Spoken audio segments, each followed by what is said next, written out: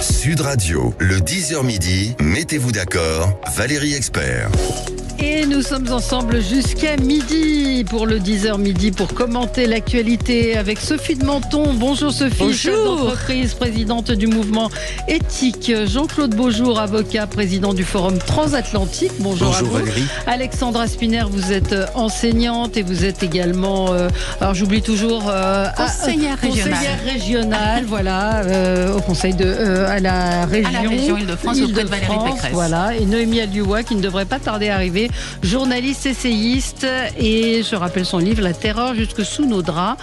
Elle ne devrait pas tarder à arriver. Marine Le Pen place Michel Barnier sous surveillance, c'est le titre qui revient dans la presse ce matin. On va revenir sur cet agent municipal tué à Grenoble, sur les mots qui ont un sens. Le maire de Grenoble, je vous ai passé l'extrait, je vous le repasserai, dit personne n'est à l'abri d'une balle perdue. Non, c'est pas vrai, c'est Pardon. pas une balle perdue. Mais non, ça n'est pas alors, une balle perdue. Il dit la fachosphère exploite ma déclaration, vous allez la réécouter. Non, mais pourquoi parler de balle perdue quand il ne s'agit pas de balle perdue? C'est un élu. Et puis même en France aujourd'hui, les balles perdues, excusez-moi, il ne devrait pas y en avoir beaucoup quand même. Non, mais ça Oui. peut arriver. Arrêt maladie, les nouveaux jours de carence pour les fonctionnaires et puis le périph' parisien à 50 km/h à partir du 1er octobre. Je n'ai pas entendu que le préfet, la préfecture de Paris. Il soit avait dit d'accord. non. Non, la préfecture de Paris n'a pas changé Mais, d'avis. bien sûr. Et Mais la elle peut moindre faire des ce qu'elle choses veut. eût été quand même que la région soit consultée sur un sujet pareil, puisque certes, c'est la ville de Paris qui a la compétence du périph', mais ce sont essentiellement les franciliens qui l'utilisent, et donc c'est une décision totalement arbitraire. On va en reparler, j'espère que nous aurons le temps. Jean-Claude Beaujour, on va commencer avec votre coup de cœur. Oui, un C'est en coup de marge cœur. de l'actualité politique. Oui, un coup de cœur pour Vincent Landon pour le prix du meilleur acteur pour jouer avec le feu à la Mostra de Venise.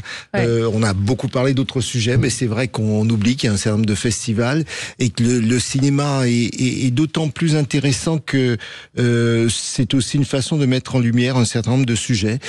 C'est un homme, j'ai envie de dire, aller plutôt à gauche, qui voit l'un de ses fils dériver, qui devient plus ou moins activiste d'extrême droite et qui tente de comprendre tout d'abord pourquoi, qui tente de le ramener à la raison, qui tente à la rationalité. Et c'est vrai que ce sont des sujets de société. De ce point de vue, Vincent Landon incarne très bien ce père. Il a, moi j'aime beaucoup et je trouve que c'est une très belle chose qu'il ait été récompensé à Mostra de Venise. Voilà. Eh ben, écoutez, son discours est formidable. Hein. Ouais. Franchement, je l'ai entendu. Il est extrêmement émouvant et authentique. C'est vrai, c'est encore quelque chose de triste. J'aimerais de l'actualité heureuse, un peu. Oui. J'en peux plus. Non, mais ça n'est pas. C'est vrai. Vous voyez, c'est quand même, c'est là où c'est intéressant, c'est parce que contrairement à ce qu'on pense, tout parent peut être confronté à Bien cette sûr, difficulté d'un enfant qui ne va pas bien, d'un enfant qui De plus en plus, d'ailleurs. qui s'éloigne de valeurs qu'on considère comme étant acquises, et il faut éviter d'être donneur de leçons dans ce type de situation, et ça incite.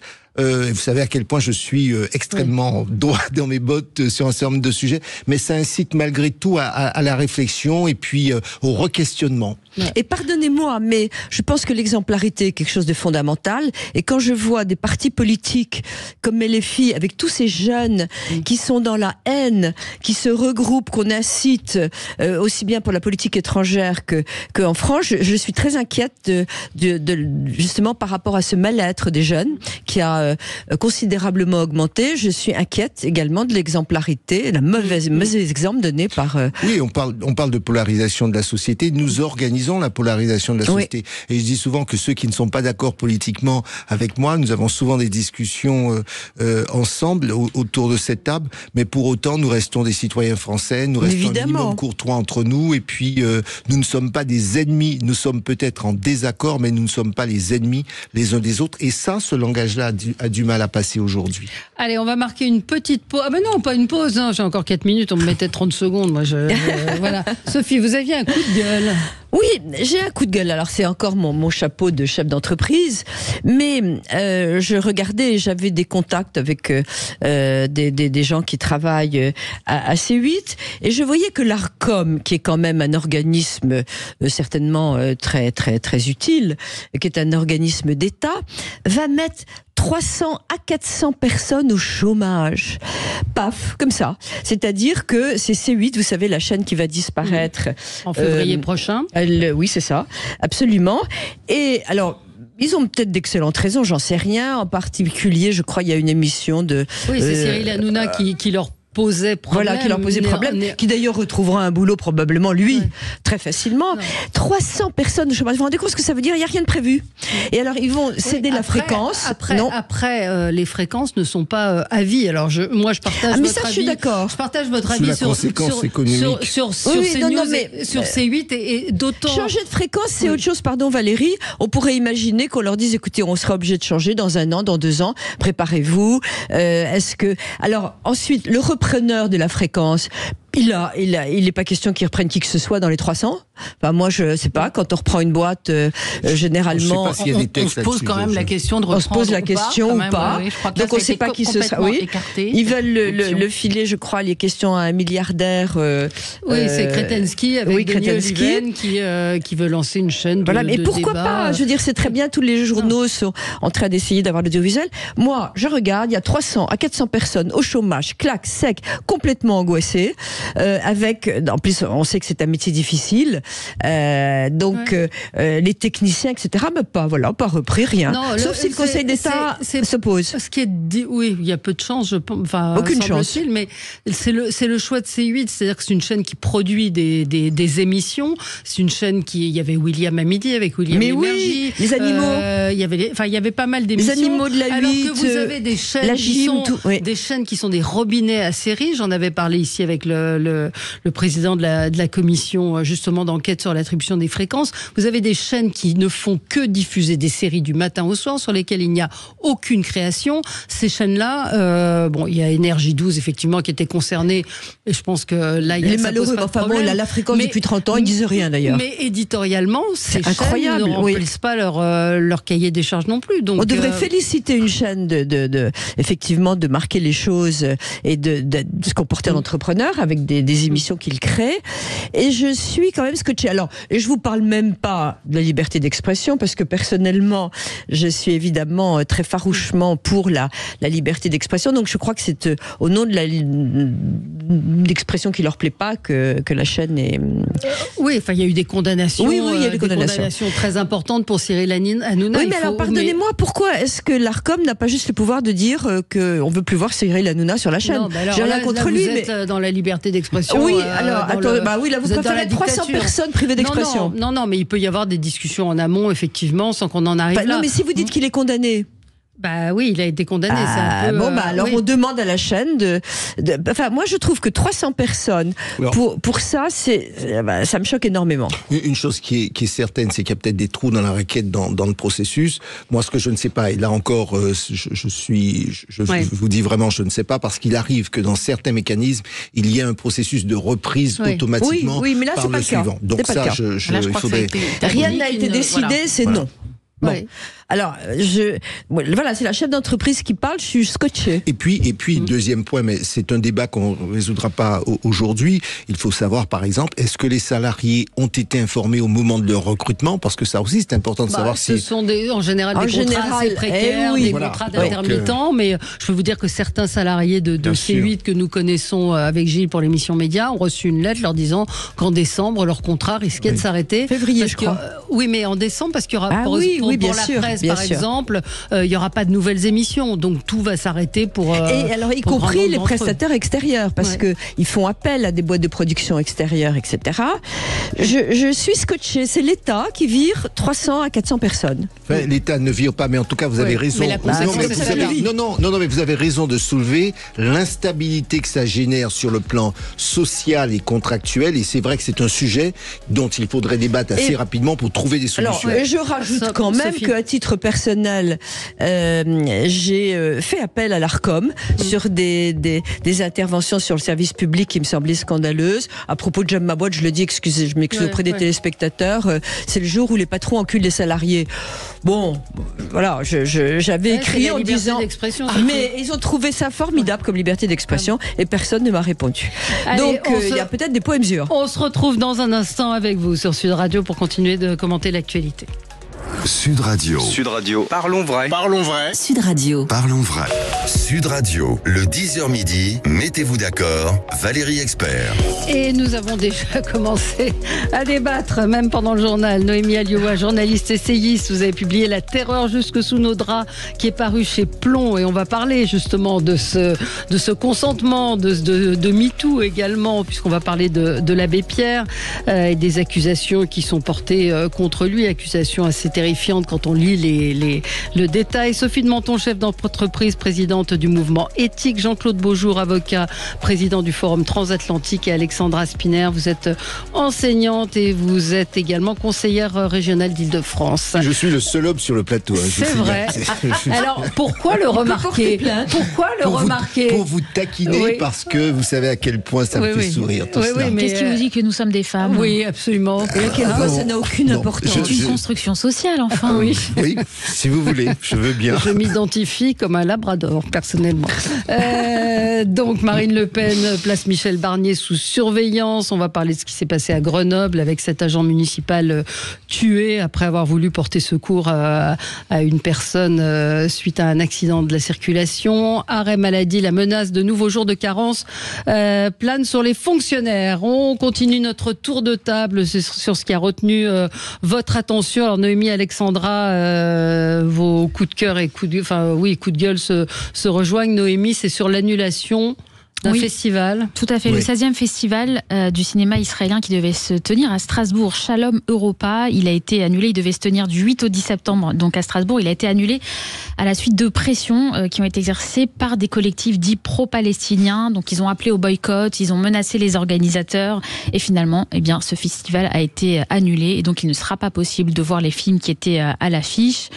Évidemment. Pourquoi? Pour trouble à l'ordre public, c'est ça? Ils ont décidé d'annuler, ils se sont auto-censurés. En fait, les organisateurs ont décidé de ne pas le faire parce qu'il y avait trop de risques. Parce qu'ils ne voulaient pas prendre de risques. Il n'y a pas de trouble. Ils ne voulaient pas prendre de risques et ça, c'est vraiment, c'est insupportable. Et vous avez vu qu'il y a un trajet de bus qui est réservé c'est le coup de gueule d'Alexandra. Oui, c'est intéressant. C'est vrai que ça se redoute. Donc là, c'est un échec pour la liberté, pour la culture, pour l'humanisme. Et puis, c'est un symptôme aussi de notre lâcheté collective, c'est la victoire de l'antisionisme, dont on sait que c'est aussi le principal vecteur de l'antisémitisme dans notre pays.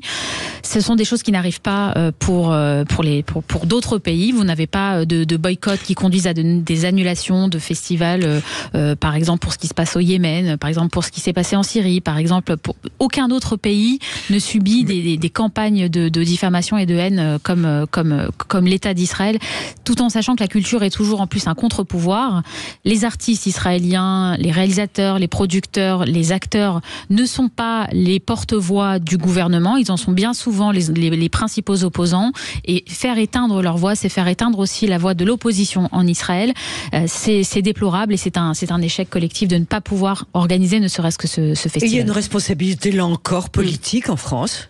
Oui, forte responsabilité. Vous parliez tout à l'heure de la Mostra de Venise. Moi, je n'ai entendu aucun cri d'effroi pour les femmes afghanes, aucun cri pour les Iraniennes. Rien. En revanche, on a entendu parler de Gaza en permanence. Voilà, c'est la nouvelle mode. C'est la haine à visage acceptable. Ouais. Moi, je voudrais dire que peu importe que ça ne se produise pas pour d'autres pays, je dis simplement en soi, c'est inacceptable. Évidemment. En soi, depuis quand est-ce qu'il y a un théâtre qui a pignon sur rue, qui est en plus, ce sont des œuvres reconnues, qui est plutôt ouvert, quand je dis plutôt ouvert, c'est-à-dire plutôt ouvert aux autres, etc. Mais et nous acceptons ça. Je crois que collectivement, nous devrions nous lever et dire que c'est inacceptable. Parce qu'aujourd'hui, c'est ça, demain, c'est ça, et puis en soi, c'est inacceptable. Et je ne comprends pas, sans aller dans la comparaison, je ne veux même pas comparer avec ce qui se fait pour la Syrie ou ailleurs. En soi, c'est inacceptable et nous devrions savoir dire non, point, non. Oui. Alexandra, votre coup de gueule Mon coup de gueule. Donc la semaine dernière, une nouvelle est passée plutôt sous silence. Enfin, ça n'a pas provoqué vraiment de scandale absolu. Le maire de Londres nous a annoncé avoir mis une ligne de bus en place dédiée aux Juifs. Alors, il faut être tout à fait honnête, c'est une demande de la communauté juive, puisque ce sont des quartiers qui sont reliés. Il y a le quartier alors Stanford Hill à Hackney et Golders Green à Barnet. Ce sont des quartiers dont la particularité est qu'ils abritent des... Comment dire? Il y a une forte communauté juive. Il y a une forte communauté musulmane, avec des mosquées qui ont abrité des imams avec des discours radicaux, dont l'un, par exemple, il y a 10 ans, appelait ouvertement au meurtre des Juifs, et qui est, je crois, actuellement emprisonné aux États-Unis. Alors, c'est une demande de la communauté juive, puisque leur sécurité n'était plus assurée. Ça, c'est absolument... Oui, mais on peut pas se réjouir... Qui se réjouit? Non, mais on peut pas se réjouir qu'on ait mis une ligne de bus spécifique... Pour se satisfaire de cela. On ne peut pas s'en satisfaire. C'est un aveu d'échec terrible. Mais ce que je veux dire, ça devrait faire écho. Et ça devrait faire écho à ce qui se passe actuellement en France, avec un antisémitisme forcené qui a libre cours partout, à visage découvert. Non, quand même, non, faut pas exagérer. Ah, mais si. Non, mais, si. Il n'a pas libre cours partout. Vous avez la semaine dernière, dans beaucoup d'endroits, vous avez la semaine dernière, dans le 16e arrondissement, à la sortie d'un mariage, une femme qui passait dans une voiture et qui vous avez des faits antisémites qui inondent l'actualité tous les jours. C'est terrifiant, et je trouve que cette nouvelle qui est passée un petit peu comme ça, comme une nouvelle un peu banale, elle est terrifiante. Alors même si c'est une demande de la communauté juive, parce que c'est donc des quartiers où habitent des juifs très pratiquants et qui doivent donc prendre ce bus et qui régulièrement étaient insultés, et ça menacés. Me rappelle, enfant, je me souviens aux États-Unis, avec les bus et les places réservées aux Noirs, etc. Non, ça me rappelle, c'est horrible. Je veux dire, les derniers bus qu'on a réservés aux Juifs, c'est ceux que les antiracistes les Juifs à Auschwitz. Voilà. Mais les associations antiracistes qui sont d'ordinaire, qui se déclarent comme étant les porte-voix des discriminés en France, ne réagissent jamais face à l'antisémitisme. Ils sont souvent très silencieux. Je pense aux associations comme SOS Racisme, etc. Mais on ne peut pas dire qu'ils prennent le problème de l'antisémitisme à bras-le-corps. Mais loin de là. Alors, le fait qu'il y ait une guerre, évidemment que c'est horrible et que je partage tout ça, mais la problématique de cette guerre renforce terriblement les choses. S'il n'y avait pas cette guerre, d'ailleurs c'était pas comme ça quand même avant, mais je crois que ça renforce. Alors, moi j'ai envie de dire, les enfants juifs qu'on ne peut pas scolariser dans certains territoires franciliens, par exemple. Les territoires perdus de la République. Pardonnez-moi, mais sur tout ce qui se passe. C'est pas du 7 octobre. J'ai envie de dire, sur tout ce qui se passe, qu'on identifie, qu'on se dise 7 octobre, avant le 7 octobre, etc. C'est qu'en réalité, depuis 30 ans, 40 ans, nous avons abandonné le principe de laïcité, nous avons oublié que, quelles que soient les origines sociales, religieuses, etc., eh bien, être français, ça avait du sens, et être français, ça voulait dire certaines choses, et il fallait qu'on s'y tienne. Je rappellerai souvent que le principal de collège, qui avait en 89 déjà dit, je suis pas favorable au port du voile dans mon établissement, ça avait fait beaucoup de choses avec ces 3 jeunes filles, c'était un Français d'origine martiniquaise, et pétri de cette idée de la République incolore, inodore, même s'il y a des dérives, même s'il y a des sujets brûlants, eh bien c'était ça aussi, et ça a été abandonné. Voilà. Vous le savez que ceux qui portaient ces sujets-là, la question de la laïcité, etc., c'était la gauche, et la gauche aujourd'hui, elle s'est complètement, elle est dans le communautarisme le plus absolu. Vous savez, moi je suis à droite, et elle n'a pas le monopole de ce combat-là, et on est un certain nombre à le faire. Je rappelle que certains quand même nous citent l'Angleterre comme modèle de coexistence de toutes les cultures. De coexistence. Les images sont terrifiantes. Les images sont terrifiantes. De coexistence, Alexandra. 2 choses pour répondre à Sophie. Les écoles juives c'était Alex Darmon qui me le signale, les écoles juives organisent les transports de leurs élèves. Ils ne veulent pas, mais c'est peut-être pas d'hier ni du 7 octobre. C'est-à-dire qu'ils ne veulent pas que leurs enfants, en France, je vous parle de la France, prennent des transports avec d'autres. À Toulouse, on a tué des enfants dans une école parce qu'ils étaient juifs. Et hier, nous avions, avant-hier, une manifestation avec des élus, LFI, Thomas Porte, Rima Hassan, autour d'un imam de l'islamiste moi j'appelle pas ça un parti républicain, qui appelle à l'intifada en plein Paris. Mais ce qu'il faut bien comprendre, c'est que les Juifs sont les premiers sur la liste. C'est-à-dire qu'aujourd'hui, ce sont eux les cibles. Il y a, sous cette fausse implication dans la défense des Palestiniens, il y a une volonté aussi d'abattre cette minorité religieuse, mais beaucoup plus largement de faire prospérer le discours islamiste. On marque une pause et on se retrouve dans un instant sur Sud Radio avec vous. À tout de suite. Non mais... Sud Radio. Sud Radio. Parlons vrai. Parlons vrai. Sud Radio. Parlons vrai. Sud Radio, le 10h midi, mettez-vous d'accord, Valérie Expert.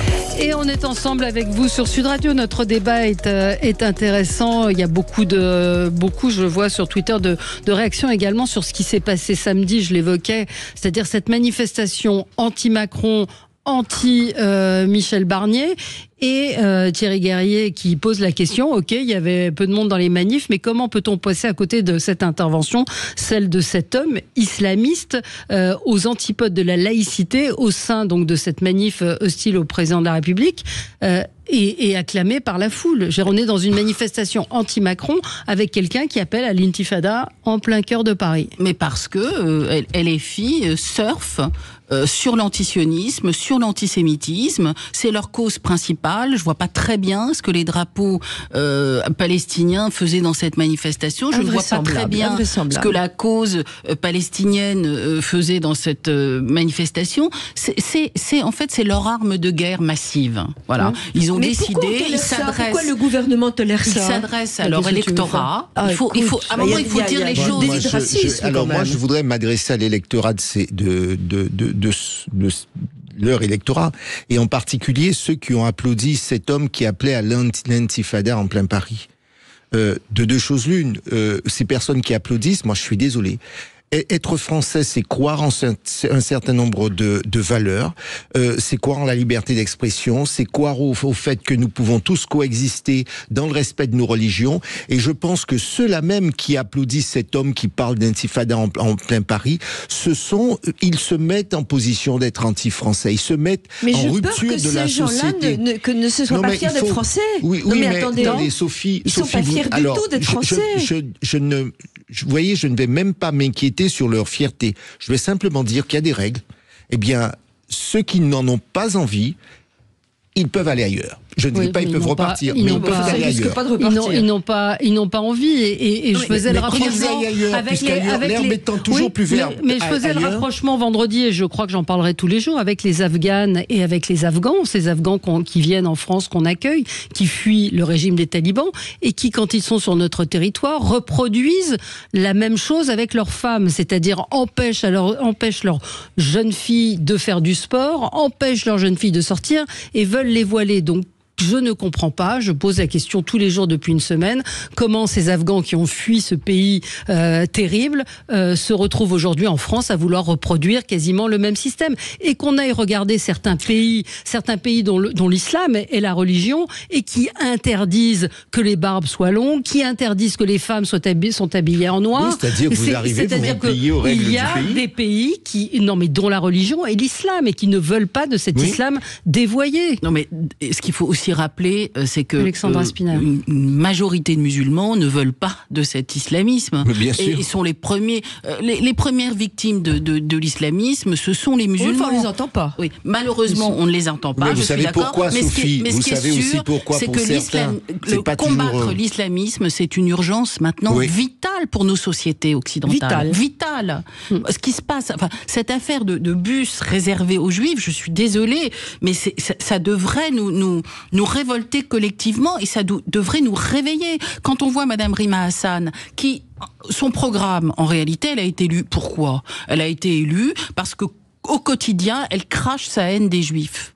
son programme, c'est la haine des Juifs. Voilà, elle n'a que ce mot à la bouche, Israël, qu'elle ne sait pas très bien situer sur une carte, et les Palestiniens, la cause palestinienne. C'est son unique programme. Est-ce que vous l'avez entendu sur d'autres sujets ? Non. C'est ça qui est le plus dérangeant, je trouve, c'est que cette femme politique maintenant, elle a été élue pour représenter la France au Parlement européen. Et les Européens, et les valeurs européennes. Elle porte aujourd'hui le bandeau tricolore, le drapeau français, pour lequel des soldats meurent aux quatre coins du monde. C'est pas rien, la France. Et madame se contrefiche aujourd'hui des préoccupations des Français. Ouais. Elle n'en a rien à faire. Elle ne s'exprime jamais sur les vrais problèmes qui préoccupent nos concitoyens. Et ça, c'est terrible. Elle a été élue pour nous représenter au Parlement européen et elle ne se soucie pas de nos préoccupations. Si vous voulez, elle aurait pu prendre la tête d'une association pro-palestinienne. Ça aurait été plus logique. Aujourd'hui, c'est une élue française dans cette élection. Je pense absolument, je partage ce que vous avez dit. Le Front populaire, ça a complètement changé le sens de cette élection, avec des désistements les uns pour les autres, sous prétexte qu'il y avait des partis. Je pense que les Français, du coup, ont l'impression de ne pas vraiment avoir voté et qu'il y a une déviation de la démocratie dans ces constitutions de France. Permettez que je vous dise qu'on parle de manière surabondante de 3 ou 4 ou 5 personnes qui sont complètement aux antipodes de nos valeurs. Mais on est d'accord, nous avons un pacte social. Et vous avez raison quand vous dites que Madame Rima Hassan, elle a oublié qu'elle est élue de la République, elle est élue de l'Union européenne. Et alors, je veux bien qu'on pense, quand on est d'une origine étrangère, qu'on se soucie de ses origines. Ça ne me choque pas. Et mais que ce soit la seule préoccupation, je suis un peu surpris. Ouais. Allez, on va scandaliser. On va changer de sujet. Juste un mot, Noémie, vous le disiez pendant la pub. On peut être pour une solution palestinienne. On peut. Bien sûr. Oui, c'est très important de le préciser. Oui. Vous avez raison. Je pense sincèrement qu'il y a beaucoup de défenseurs des Palestiniens qui sont des gens honnêtes, justes et qui considèrent qu'ils sont opprimés d'une certaine façon et qui veulent faire entendre leur voix. Et ils ont le droit. Et je veux dire, encore heureux que dans notre pays, tout doit pouvoir être défendu dans le cadre de la loi. Je suis d'accord. Le problème, c'est que ces gens-là sont parfois instrumentalisés par des propagandistes qui vont beaucoup plus loin et qui vont jusqu'à faire censurer des festivals. Non, mais je suis désolée. Il faut pouvoir distinguer les deux. Très bien, mais je suis très choquée qu'il faille que nous ajoutions cette petite mention supplémentaire. Non, ce qui se passe, c'est simplement inacceptable.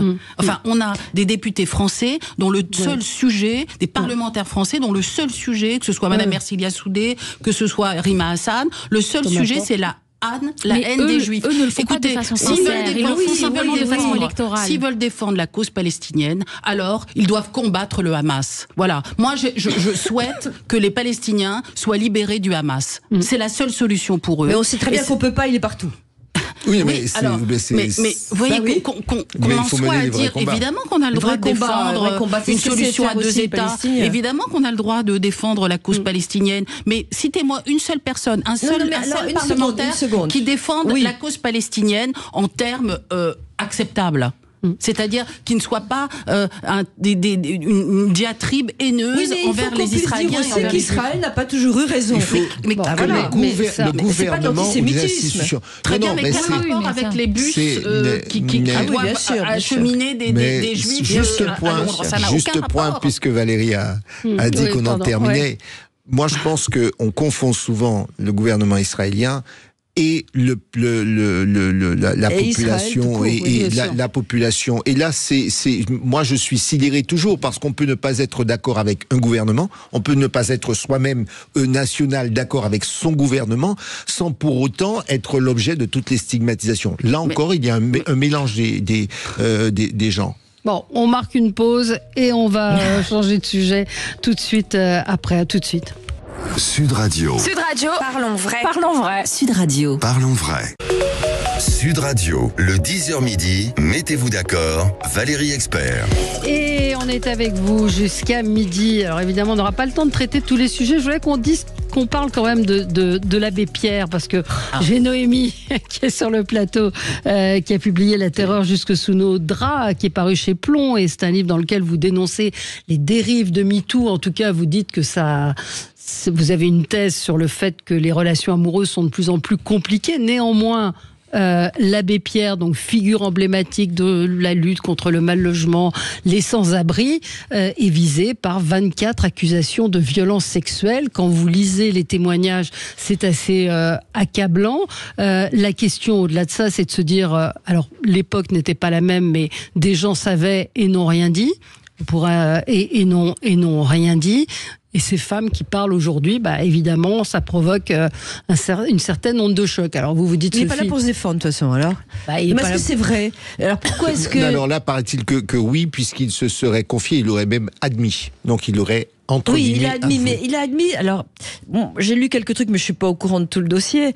Il a admis, il y avait une femme au début qui disait, pardon. Je dis donc taisez-vous. Si vous n'êtes pas au courant de tout. Tous. Non, parce que si vous dites je suis pas au courant et que vous n'avez pas lu les témoignages, il y a une chose quand même sur laquelle on peut s'entendre. Et là, je vous rejoins, c'est qu'il n'est pas là pour se défendre. Il ne peut pas y avoir de cadre judiciaire dans lequel il ferait et il mettrait en avant ses propres arguments. Monsieur est actuellement sous terre, il est enterré. Le déterrer, si vous voulez. Voilà, sauf à le déterrer, il ne peut pas se défendre. C'est ça qui est quand même problématique dans ce genre d'affaires. Les victimes donc sont condamnées au silence éternellement. Absolument pas. Mais il faut simplement tout le temps écouter ces témoignages, déjà recueillir la souffrance de ces femmes, mais peut-être ne pas les prendre pour argent comptant dans la mesure où il n'y a pas de contradictoire possible. Quel est l'intérêt de ces femmes de dire ça aujourd'hui, de raconter cette souffrance? Alors il y a des femmes qui ont été très... J'ai lu un témoignage il a fait exprès, j'étais dans un avion, en bougeant son bras, de toucher mon sein. C'est pas bien. C'est clair. Non, là on parle de fellation imposée, on parle de fouetter, on parle de fouetter, on parle de viol, on parle de choses un peu plus graves qu'un sein effleuré. Oui, mais au début ça a commencé comme ça. Ou d'un homme sénile, qui étaient les premiers témoignages d'un homme sénile qui se jette sur une jeune femme pour lui toucher les seins. Bon, mais là, on a des femmes qui ont été agressées quand elles étaient adolescentes et jeunes. Donc c'est là où ça pose la question. Il y a quelque chose sur laquelle on va s'entendre, c'est qu'on peut se réjouir d'être dans une époque différente. Vous avez dit c'était une époque différente. Aujourd'hui, c'est vrai que les choses ont avancé. C'est vrai que les femmes sont plus libres de dénoncer leurs agresseurs. Et là, on peut reconnaître qu'il y a du meilleur par rapport à cette époque-là où effectivement, il était très difficile de dénoncer les agresseurs. Mais on peut aussi dire qu'il faut se méfier des dérives de ce mouvement de libération de la parole, etc. Et je pense que voilà, la frontière est très ténue. Il faut être capable d'accueillir le mouvement MeToo avec ce qu'il a eu comme libération et en même temps de dire qu'il faut faire attention à sacraliser la parole des femmes à tout prix, parce qu'il y a aussi des femmes qui mentent, il y a aussi des mensonges, il y a aussi des dénonciations calomnieuses. Vous savez, à égalité avec les hommes. Lorsque j'ai sorti mon livre, les femmes sont aussi menteuses que les hommes. Lorsque j'ai sorti mon livre, j'ai eu ce débat avec certaines féministes sur le fameux slogan « On vous croit », qui est souvent répété à l'envi par les associations féministes. Moi, je pense que c'est un slogan qui est dangereux pour les femmes parce qu'on considère qu'elles sont inférieures aux hommes, parce que leur parole vaut paroles d'évangile et que quoi qu'elles disent, finalement, ce sera tous les jours dans les entreprises. Quoi qu'elles disent, ce sera toujours la vérité. Non, les femmes sont comme les hommes, elles ont aussi des perversions, elles peuvent aussi mentir. Et donc, à ce titre-là, la parole n'est pas suffisante pour une condamnation. Alors, qu'est-ce que vous faites? Je suis tout à fait d'accord. Je vais acheter le livre immédiatement. Tout à fait d'accord. Laissez répondre Alexandra. J'ai lu votre livre avec beaucoup de plaisir.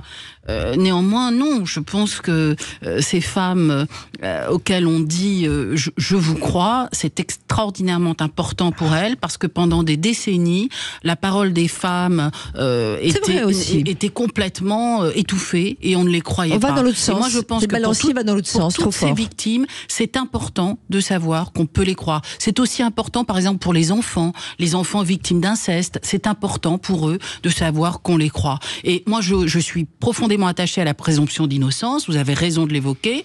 Néanmoins, tous ces témoignages contre l'abbé Pierre, ils sont quand même assez effrayant, parce que toutes ces femmes, elles étaient écrasées par l'autorité morale que représentait cet homme. Maintenant, est-ce qu'il faut tout effacer de lui? Non, il a certainement fait des choses importantes et il a contribué aussi à ce qu'on voit la misère dans notre pays. Il ne s'agit pas de faire comme si tout cela n'avait pas existé. Mais moi, je me réjouis que ces femmes puissent parler et je me réjouis que la parole soit libérée. Est-ce que Jean-Claude peut parler, Sophie? Oui. Juste vous dire, la présidente de la conférence des religieux et religieuses de France s'indigne du silence autour des actes de l'abbé Pierre.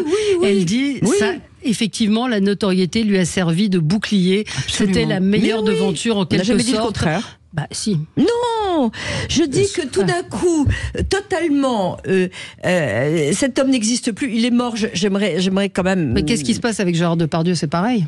Enfin, je veux dire, à partir du moment. L'abbé Pierre et Gérard Depardieu, on n'est pas tout à fait au même. Non, mais sa carrière d'acteur. Alors, mais attendez, vous dites des trucs. Alors, j'aimerais quand même avoir le droit de. On vous croit, d'accord. Maintenant, une femme sort du bureau d'un homme dans un. Mais Sophie, c'est une caricature. C'est une caricature. C'est une caricature. Non, ce n'est pas une caricature. Est-ce que Sophie. On vous croit. Non, pardon, on vous croit. Alors, est-ce que Jean-Claude a droit à la parole? Mesdames, j'aimerais dire que l'abbé Pierre a menacé celles qui voulaient le dénoncer. Il les a menacées. Est-ce que je peux vous dire ceci à la fois comme acteur, mais aussi comme avocat? Parce qu'effectivement, aujourd'hui, même lorsque vous pratiquez pas le droit pénal, vous avez forcément, reviennent dans votre entourage, des accusations ou des demandes d'accusation, de harcèlement, d'agression, etc. Il y a deux choses. Mesdames, on vous croit. Ça n'est pas une réponse sur on vous croit sur l'accusation que vous venez de porter, c'est de dire désormais votre parole est audible, parce que pendant des décennies on ne croyait pas, elle n'était même pas entendue. Je ne parle même pas des procédures de police où on rigolait, etc. Et dire on vous croit, c'est aussi dire que c'est possible, c'est plausible, c'est comme cela qu'il faut l'entendre, c'est plausible, et c'est important que même les victimes potentielles le sachent et le comprennent, parce qu'on va pas simplement dire on vous croit, on croit le récit, point. C'est ce que vous dites est plausible, et donc on va vous écouter. C'est comme ça qu'il faut le prendre. Ça, c'est la première étape. Et dans un deuxième temps, il y a une enquête. Alors, bien sûr, là, on est dans le cas d'une personne qui est décédée. Mais il y a du recoupement, il y a des témoignages, etc. Et quelle que soit la formule, quel que soit le format, quelle que soit la procédure, il y a un temps d'enquête. Et là où nous devons être prudents, c'est qu'il faut faire attention à la justice de l'émotion. Parce qu'effectivement, il y a des gens qui racontent des choses. Effectivement, on peut accuser une personne alors que c'est une autre qui est l'auteur. Mais c'est ça le principe, c'est de dire votre parole est audible, parce qu'en plus, les victimes, en tout cas déclarées, elles ont besoin, pour se reconstruire, d'entendre qu'elles peuvent ne serait-ce que parler.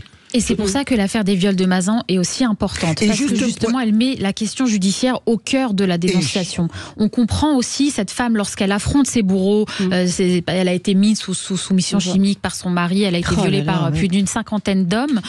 En affrontant ses bourreaux et en faisant de son procès une justice ouverte à tous, elle a c'est demandé aussi la publicité des débats. Tout à fait. Elle a refusé que je vois pas le rapport avec le sujet précédent. Enfin, avec pour moi, le rapport, c'est que justement, elle montre que la justice doit avoir son rôle dans cette affaire et simplement faire des dénonciations. Il y a des vidéos, Noémie, donc ça n'a aucun rapport. Vous avez des vidéos, vous avez des preuves. Attendez. Mais vous avez des preuves.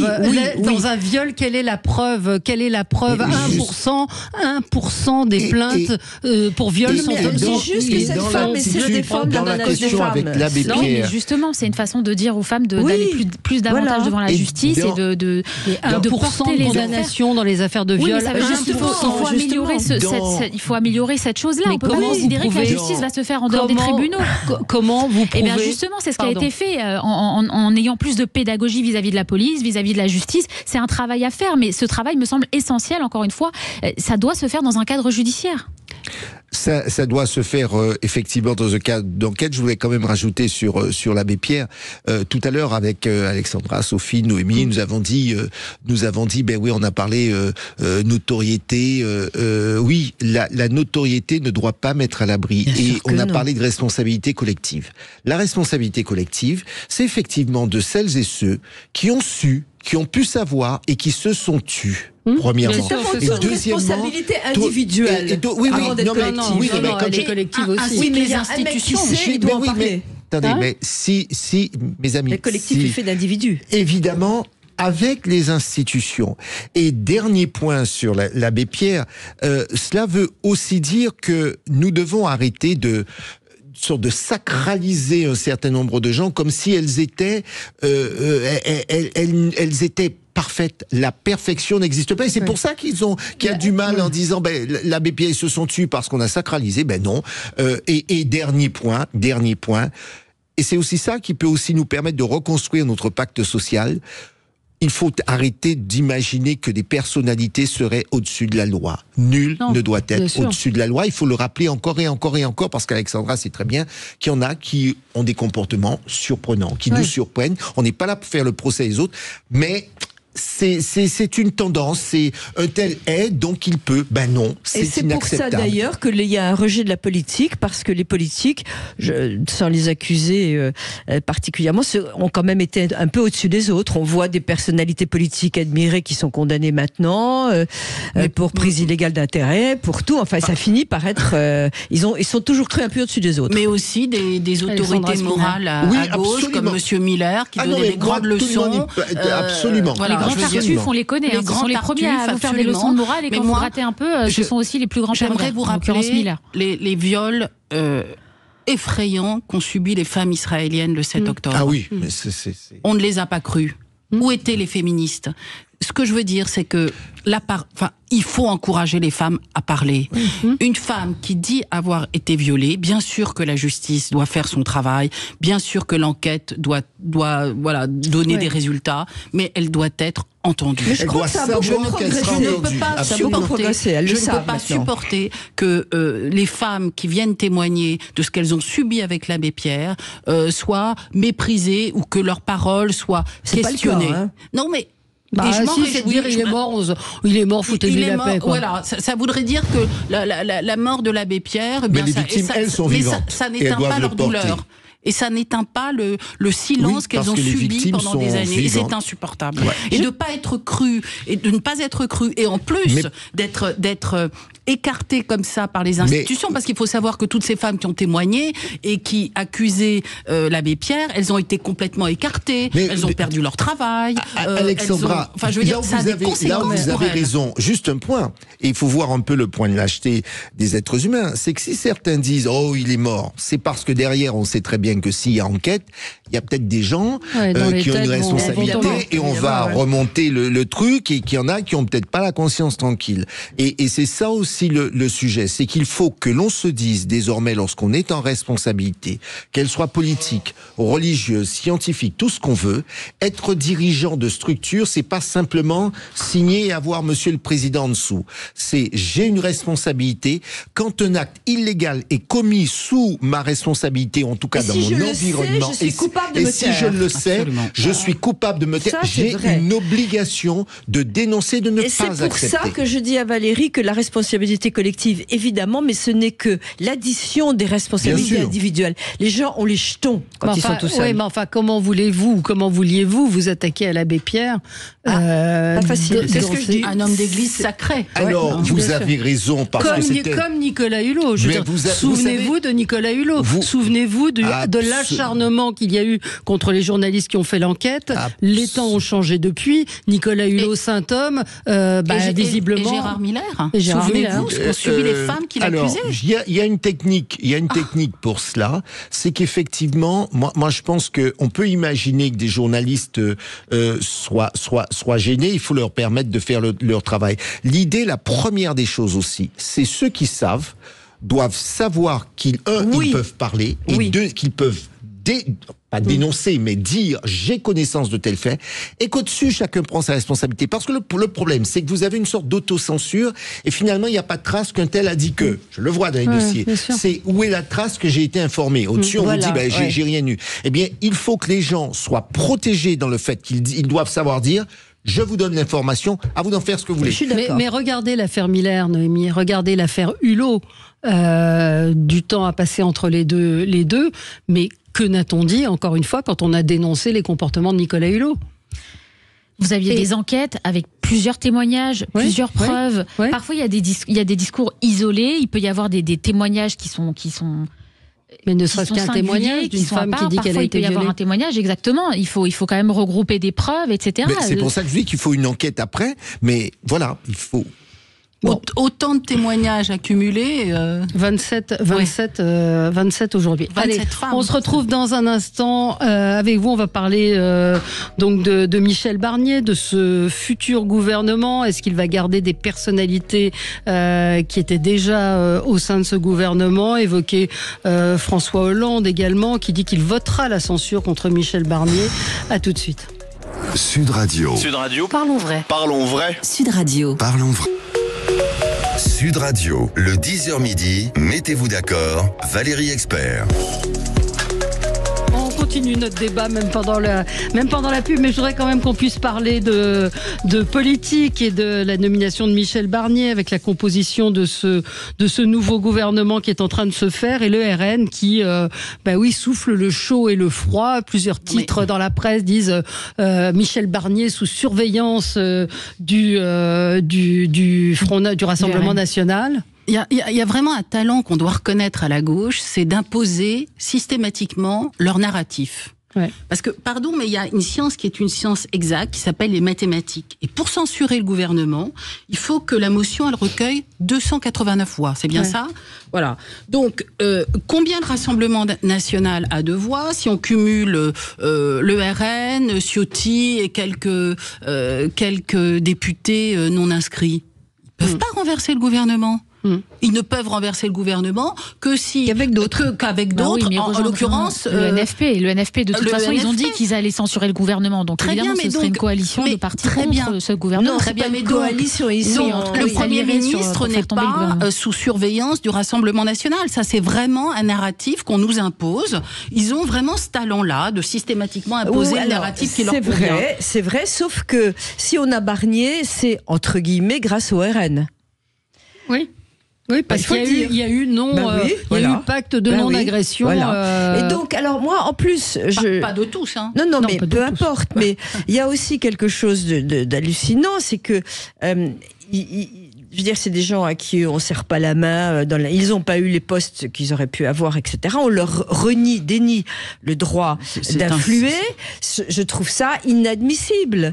Et donc, ça me fait un peu rigoler. Si on prend ça de façon légère, je comprends qu'ils aient un peu envie, là, de dire, ah oui, ils sont sous surveillance. Voilà. Ce qui est intéressant dans cette affaire, c'est le front républicain à géométrie variable du macronisme avant et après les élections. C'est-à-dire que après le premier tour des élections législatives, vous avez Gabriel Attal qui vous explique que le mal absolu, c'est le Rassemblement national et qu'à ce titre, il faut se joindre au nouveau Front populaire. Il faut absolument se désister. Il faut tout mettre en place pour que le Rassemblement national ait le moins de sièges à l'Assemblée nationale possible.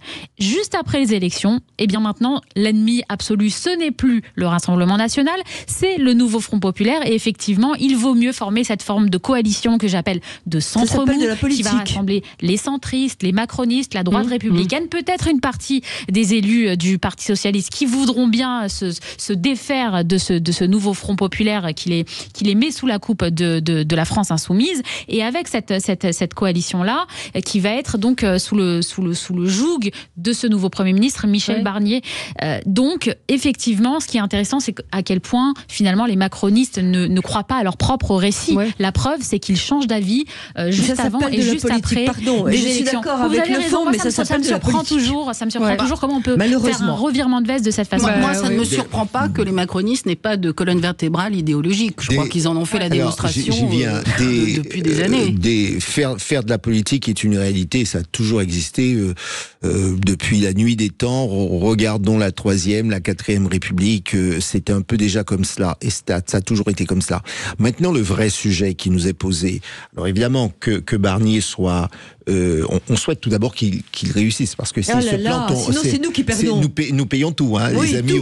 Nous payons. On souhaite que la France réussisse. Donc, absolument. Je souhaite malgré tout qu'il réussisse. Cela étant, le vrai sujet que nous avons pour nos concitoyens, c'est quel projet. On a parlé de projet politique. C'est quelle doctrine, quelle colonne vertébrale. Vous parliez, Alexandra, de colonne vertébrale. C'est ça que les gens peuvent comprendre, parce qu'effectivement, nous qui voyons donc, mais les gens qui sont à l'extérieur, ils comprennent pas tout cela. Ils comprennent pas. Moi, c'est ce que j'entends. Ils me disent, mais je comprends pas. Il fallait faire barrage au Rassemblement national. Et maintenant, le président a téléphoné à Marine Le Pen pour lui demander est-ce qu'il y a cette histoire où il a téléphoné, où il a eu un appel, et puis avec Thierry Solaire en entremetteur, les gens ne comprennent pas. Et donc ça, c'est là où c'est très dur pour nous. Donc c'est vrai qu'on a 2 ans, 3 ans, au mieux, pour pouvoir rebâtir une réflexion, un projet politique. Moi, je pense que c'est ça notre Et puis, priorité. Si Barnier se plante, j'aimerais savoir quelle est la solution de rechange. J'espère qu'il se plantera pas. Non, mais moi je suis convaincue qu'il va réussir. Moi aussi. Sa méthode est la bonne. Et puis les Français en ont marre. Et puis c'est le retour de l'ancien monde. Je crois qu'on a tous compris que. Mais est-ce qu'il gardera des personnalités? Moi, je suis un petit peu surprise d'entendre qu'il les. Ce sont les personnalités qui doivent se poser des questions. Il pourrait garder notamment ses journées au ministère des Affaires étrangères. Mais les Français ont voté. Les Français ont voté, ont demandé un changement. Il a comme directeur de cabinet le directeur de cabinet de Le Maire. Oui, qui vient d'être épinglé par Mediapart pour avoir, avec Gérald Darmanin à l'époque où il était au budget, favorisé de façon, l'action du Qatar, c'est ça, pour le PSG. Oui. Donc je pense qu'il n'est pas sûr d'arriver. Mais alors, ce que je voulais dire au-delà de ça qui m'effondre, ce que je voulais dire, c'est que je peux comprendre que quand on débarque avec la complexité de la dette qu'on a, la complexité du ministère des Finances, excusez-moi, c'est un techno, le directeur de cabinet. Donc moi, ça me rassure plutôt qu'au moins il sait ce qui s'est passé, il connaît l'ampleur du mensonge. Oui, non mais il connaît l'ampleur des dégâts. Et des donc, mensonges, surtout. Oui, enfin, essayons là de... Ça fait 2 mois, comme ça fait 2 mois qu'on est un peu à l'arrêt, il faut quand même qu'il y ait... Il faut se mettre au travail, là. Il faut qu'il y ait des gens qui puissent faire tourner la machine rapidement. De souvenir. Enfin, il faut quand même aussi dire qu'on ne manque pas de gens de talent. Enfin, moi, je fais confiance à d'autres. Dans le Premier ministre. Pourquoi évoquer des pistes choisir les bonnes personnes. Où on garderait la ministre de la Culture, où on garderait le ministre des Armées. Ma chère Valérie. Je vous signale le rôle de la presse. Excusez-moi, le rôle de la presse depuis 1 ou 2 mois. Non, mais c'est des conseillers aussi qui font. Non, mais on a des informations. Premier ministre tous les jours. Ils sont en train de tester aussi. Je pense que c'est Emmanuel Macron aussi qui a mis du temps vraiment à trouver le bon cheval, parce que c'était un oiseau très rare, souvenez-vous, entre ceux qui étaient potentiellement censurés par la France Insoumise, ceux qui étaient censurés par le Rassemblement National. Il fallait vraiment quelqu'un qui soit prêt à monter à bord de ce Titanic, de cette France que l'on dit ingouvernable, avec donc cette situation que l'on connaît qui est la nôtre. Donc il fallait le journaliste Guillaume Darret, journaliste politique, nous dit le Premier ministre Michel Barnier va prochainement recevoir des personnalités de gauche. Il en a déjà d'ailleurs eu au téléphone. Oui, et d'ailleurs, alors, si vous passez rue de Varennes, j'habite à côté, c'est un véritable enfer. Hein. Ouais. On a les bouchers avec la presse, les caméras, on peut plus rentrer à Matignon sans être... Elle est habitée en banlieue. Non, je me plains pas du tout. Je parle du rôle de la presse. Je trouve que trop, c'est trop. Bon. Et je veux dire, à vouloir donner du scoop toute la journée, ça suffit. Oui, mais alors ça, vous érigez contre la presse, contre tout ce qui est moi, je défends la presse. D'abord, ce sont des conseillers qui donnent des informations qui sont ensuite publiées parce qu'elles sont testées aussi par les politiques. C'est-à-dire que Emmanuel Macron jette des noms, mais parce qu'il attend de voir aussi comment vous réagir. Ça fait partie de la stratégie politique. Et puis, si les journalistes s'intéressent autant à la situation, c'est parce qu'elle est malgré tout exceptionnelle. On est dans une crise politique qu'on n'a pas connue depuis le début de la Ve République, et puis ça intéresse les gens, parce que quand vous regardez les audiences des émissions politiques qui sont très hautes, on se rend compte malgré tout que l'opinion française est très friande de toutes ces informations, même si c'est vrai qu'on a l'impression que c'est une série Netflix avec tous les jours des nouveaux rebondissements, mais malgré tout c'est une situation encore une fois qui est exceptionnelle, celle dans laquelle nous sommes. À chacun de faire le tri. Néanmoins on formule tous le vœu que Michel Barnier réussisse, et en tout cas il a l'expérience et le talent pour le faire. Pas tous, hein. Tous ceux qui sont dans le champ républicain en tout cas. Qui s'intéressent au destin de la France. Périph à 50 à Paris, on n'a pas l'avis du préfet, il est quand même décisionnaire, non ? On n'a pas l'avis du préfet qui est décisionnaire. La région a clairement dit par la voix de Valérie Pécresse qu'elle s'opposait. C'est la méthode de Madame Hidalgo, hélas. Oui, mais elle peut ou elle peut pas. Elle peut ou elle peut pas, oui. Elle a annoncé qu'à partir du 1er octobre, ce serait 50.